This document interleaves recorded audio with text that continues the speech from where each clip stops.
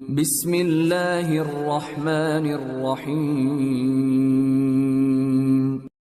Ada kaidah penting dalam mengenal pasangan. Ada 3 poin dalam mengenal pasangan sudah cukup, tidak perlu jalan sama-sama pun tidak masalah. Yang pertama, melihat sesuatu yang menarik bagi kita. Dan ini tolak ukurnya wajah dan telapak tangan. Kata ulama fikih, wajah itu adalah simbol dari kepala sampai ke perutnya. Dan telapak tangan ini adalah simbol dari kemaluan sampai ke kakinya. Artinya memberikan gambaran umumnya. Makanya wanita boleh dilihat muka dan telapak tangannya, gitu kan?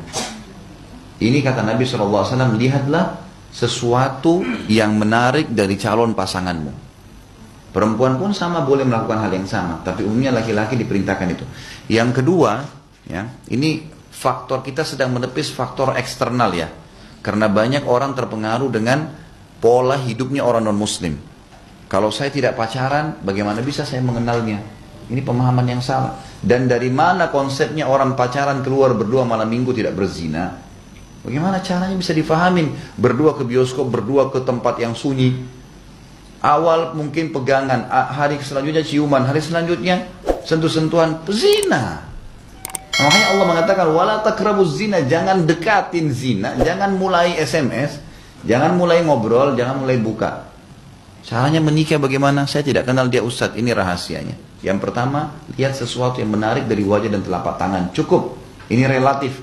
Anda bisa menilai masing-masing. Oh, ini cukup buat saya. Oh, saya suka alisnya, saya suka matanya, suka bibirnya. Itu boleh dalam syariat wajah dan telapak tangan. Yang kedua adalah mengenali keluarganya. Nah, dari keluarga ayah itu akan mewariskan fisik. Jadi kita bisa lihat secara umum keluarga ayahnya, calon istri kita atau calon suami kita. Keluarga ayah ini akan menurunkan fisik, warna kulit, paras wajah, rambut, ini semua dari keturunan ayah. Karakter, sifat umumnya dari keluarga ibu. Ini sudah umum, karena biasanya ibu itu mewariskan juga selain untuk nutrisi tubuh dari ASI, juga adalah sifat, karakter. Kenapa kita tidak boleh makan hewan bertaring? Kenapa nggak boleh kita makan hewan ganas? Bertaring itu buas ya. Kenapa tidak boleh? Karena bisa, hasil penelitian terakhir dalam ilmu medis, ternyata memakan hewan-hewan yang buas ini bisa mewariskan sifatnya pada manusia. Kenapa babi diharamkan? Karena ada sifat-sifat buruk babi, bukan cuma sekedar cacing pita, gitu kan? Seorang syekh di negeri Syam pernah berdebat dengan seseorang pastor tentang masalah babi kenapa diharamkan, gitu kan? Maka syekhnya mengatakan, naikkan di atas panggung 3 babi, 2 jantan 1 betina, dan 3 ayam, 2 jantan 1 betina. Karena si pastor bilang, kalian mengharamkan babi karena alasan babi itu makan kotoran. Saya akan buat peternakan terbesar di Eropa yang tidak ada ternakan babi terbesar tidak makan kotoran. Saya akan siapkan makan daging, minumnya susu. Selesai penyebab haramnya. Sementara kalian umat Islam makan ayam dan ayam itu makan kotoran. Maka syekhnya mendatangkan penelitian ilmiah, dikatakan, baik, Anda tidak usah turun dari podium pastor, saya akan jawab dari sini. Naikkan 3 ekor babi dan 3 ekor ayam. Tapi babi dulu, 2 jantan 1 betina. Ternyata babi ini punya sifat buruk, dan ini akan terwariskan bagi orang yang memakannya. Ini secara medis terbukti seperti itu. Ternyata babi ini jantannya kalau mau menggauli betina, dia butuh jantan yang lain, temannya, yang dia saling merangsang jantan sama jantan, yang terangsang duluan datang menggauli si betina. Setelah itu dia kembali bantu rangsang temannya untuk gauli betina yang sama. Itu sifat terjadi pada babi. Jadi sampai pada istrinya pun gonta-ganti sama teman lain, tidak apa-apa. Ini bahaya sekali. Kata syekhnya, sudah lihat, turunin, naikkan ayam. Ayam jantan bersaing jantannya, begitu dia dapati betinanya, dia akan pertahankan sampai mati. Gak mungkin ada jantan lain dekatin, pasti diserang sama dia. Kata syekhnya, ini perbedaan antara kami dengan kalian. Kalian seperti babi itu, kami seperti ayam itu.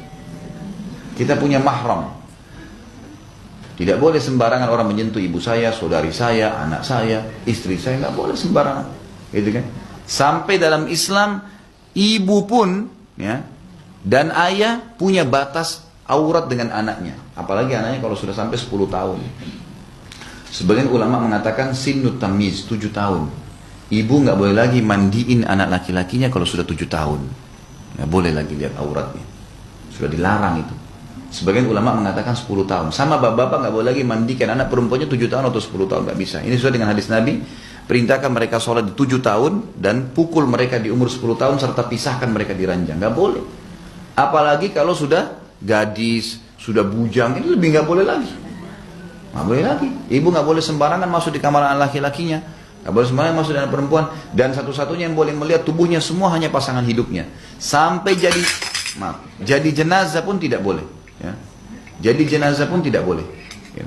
Jadi kalau misal ada di antara muslimah meninggal, anak laki-lakinya ada bujang, nggak boleh dia mandikan ibunya.